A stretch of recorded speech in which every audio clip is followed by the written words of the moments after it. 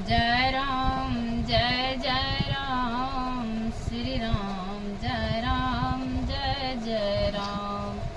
ये प्रसंग जो है गंगा मैया और यमराज जी की है। यमराज जी को बहुत गुस्सा बड़ा कि कितनों भी पापी मरते हैं वहाँ हम यमदूत को भेजते हैं उसके प्राण लेने के लिए, लेकिन कितनों भी पापी रहता है उसके मुख में गंगा जल डाल देते हैं, उसकी अस्थियां गंगा के किनारे पहुंचा देते हैं, गंगा में डाल देते हैं तो उसका उद्धार होता है। तो एक रोज यमराज जी को बहुत गुस्सा बड़ा। अच्छा बोले अच्छा हम एक रोज गंगा जी से बात करेंगे। गदा लिए और यमराज जी चल दिए हरिद्वार गंगा जी के पास। तो गंगा के किनारे खड़े हो गए। गंगा जी संध्या कालीन के बेला में गंगा मैया की आरती हो रही थी तो सभी आदमी आरती किए। आरती खत्म होने के बाद सभी अपने अपने घर गए। यमराज जी गदा लिए डटे खड़े हैं। तो गंगा मैया सोचे सब तो घर चले गए, भैया क्यों खड़े हैं। तो गंगा मैया प्रकट हो गई। पूछें भैया क्या बात है, आप कुछ गुस्से के दृष्टि में दिखाई दे रहे हैं, कोई गुस्सा है क्या। बोले गंगा गुस्सा की तो बात ही है। बोले भैया हमसे कोई गलती हो गई है क्या। तो बोले गंगा तुम कितनों भी पापी मरते हैं उसके प्राण लेने के लिए हम यमदूत को भेजते हैं, तब तक गंगा जल मुख में डाल देते हैं उसका उद्धार कर देती हो। कितनों भी पापी को तुम स्वर्ग भिजवा देती हो, तुम्हें तारने की आदत सी पड़ गई है। उल्लंघना देखिए यमराज जी का। बोले गंगा तारन की तुम्हें पान परी, पान मन आदत होती है। तारन की तुम्हें पान परी, तुम अधीन दे को विचारती हो ना, तुम अधीन दे को विचारती हो ना।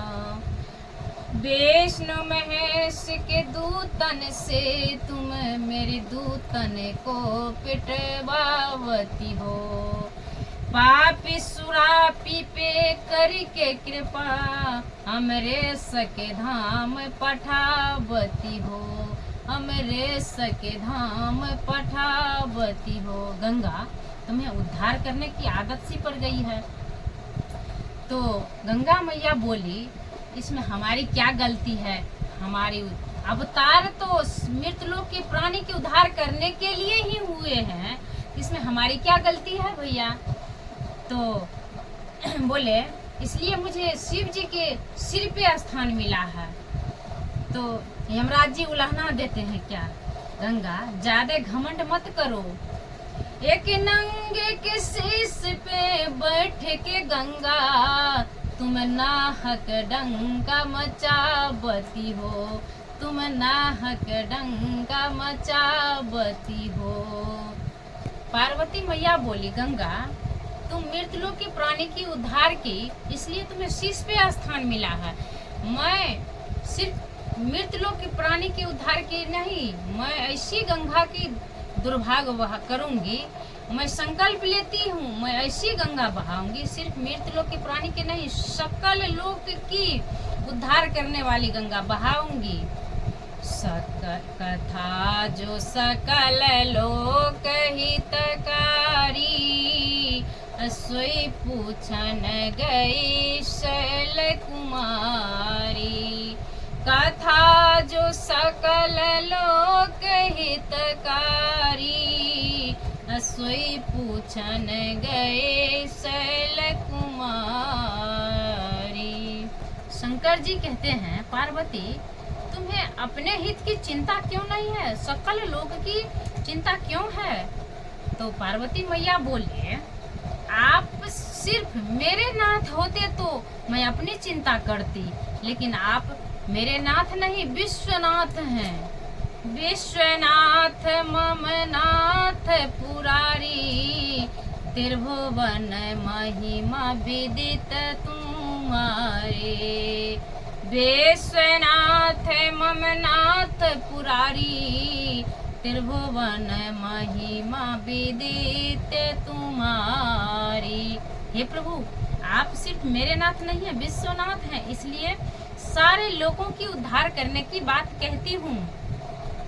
शंकर जी भगवान की कथा बाद में सुनाई, पहले मैया पार्वती को धन्यवाद दिए। धन्यवाद किस चीज का दिए? बोले धन्य धन्य गिरिराज कुमारी, तुम समान नहीं को उपकारी।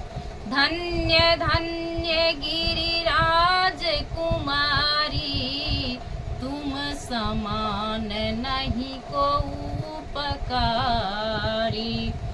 मैया पार्वती बोले कि प्रभु जी धन्यवाद किस चीज का?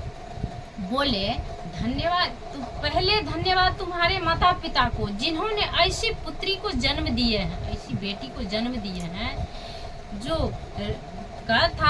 बोले प्रभु हमने क्या किया है जो मुझे आप धन्यवाद दे रहे हैं?